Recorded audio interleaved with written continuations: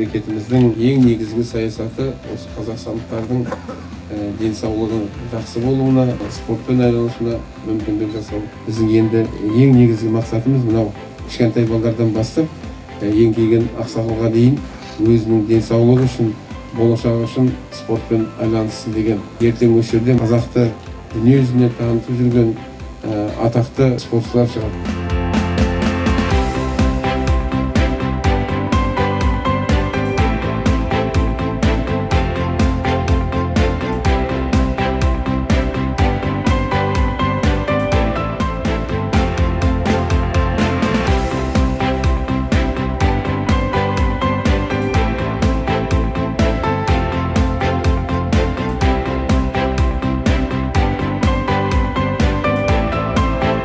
Бұрын соңды бізде кең зал болмаған. Біз мектепте жаттығатынбыз. Осындай кең зал салып бергені ағаларымызға рахметімізді айтамыз.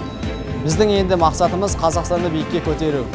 Спорт залдың салуына қуаныштымыз. Бос кезімізде шынығамыз, жаттығамыз. Алдағы уақытта жігіттер болып ауылдың намысын қорғаймыз.